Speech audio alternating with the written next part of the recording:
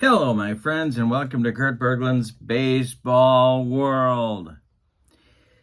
It's time for another book review, and I have found a bunch of good reading lately that is a little bit off the beaten track. On my book reviews, sometimes I review books that are hot off the presses, sometimes I review books that are way out of print, and sometimes they're somewhere in the middle. This book is called Cool of the Evening, and it's written by a man named Jim Thielman, and it is about the 1965 American League pennant-winning Minnesota Twins. Now, I have looked for a book about the 1965 Minnesota Twins for a long time because they're kind of an interesting team to me. But have failed to find one until I visited my half-price books just the other day.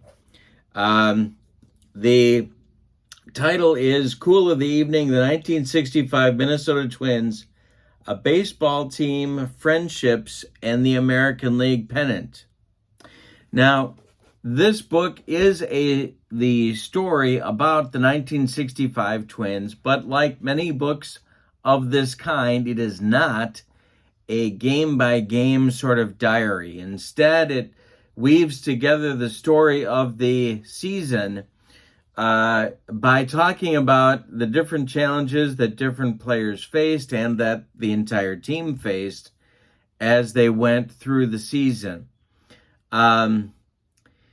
It is very much about relationships between the players and each other and their manager and the owner, Calvin Griffith. You get a little bit about the ballpark as well. You get a good understanding of the 1965 American League pennant race that people have forgotten about, but it was a good one. And so there's a lot woven in here.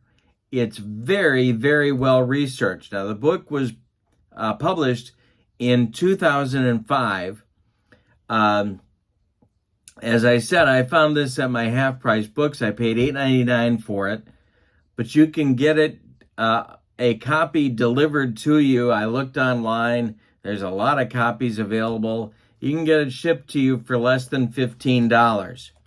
There are statistics in the back of the book. There's an excellent index, and I know that you know that I love me a good index, and this book has one. I appreciate that very much. There is a small picture, and I'm going to give you an example of one here before the start of each chapter, but that's the only section of pictures. I guess that might be considered a legitimate criticism of the book, but it would be to me a small criticism. The book is 240 pages long, and he uses a combination. There are some interviews that you can tell that he did with the team, but then he also did research from the time, I'm guessing from newspapers and from sporting news, to build all of that in and sort of weave the story together. The theme of the book is really that this team was much more than the sum of its parts.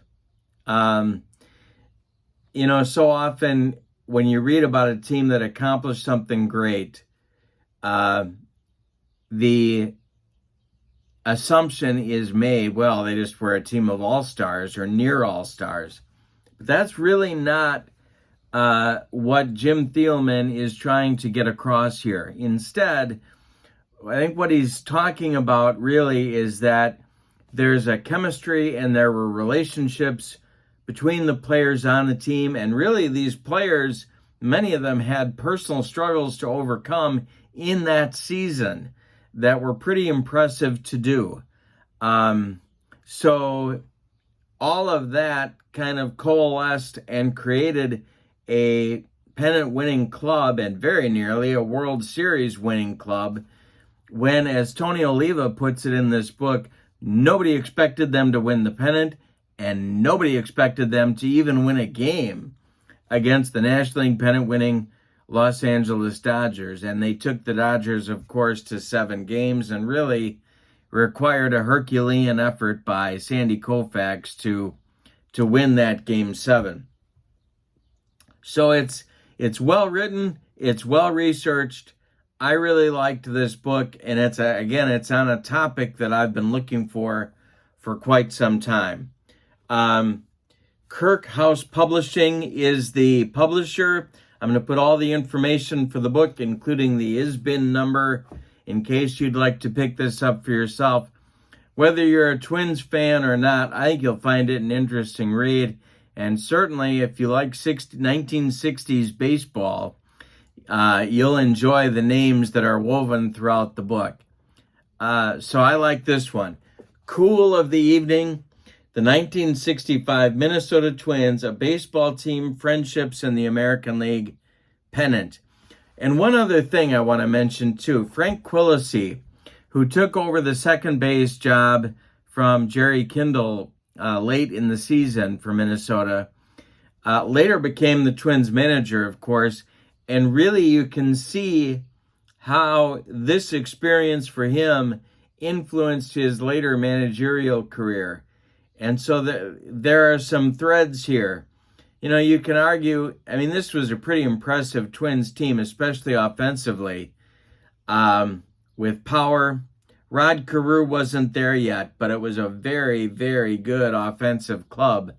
And of course, in '67, they came a whisker from winning the American League pennant one more time, with a club that might have been even a little bit better than this one. But it's that impact of the chemistry of a ball club that you can see made an impact on Quilisi and affected his managing when he took over the reins in 1972. So, hope you enjoy it. Hope you pick it up. All the info for the book is in the description for this video, as is my link to channel membership. Lots more of my insanity there.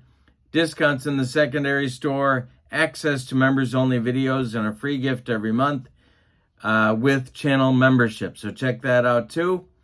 Thank you for being with me. I'll be back soon with another review because I got a pile of books now. Have a great evening. So long, everybody.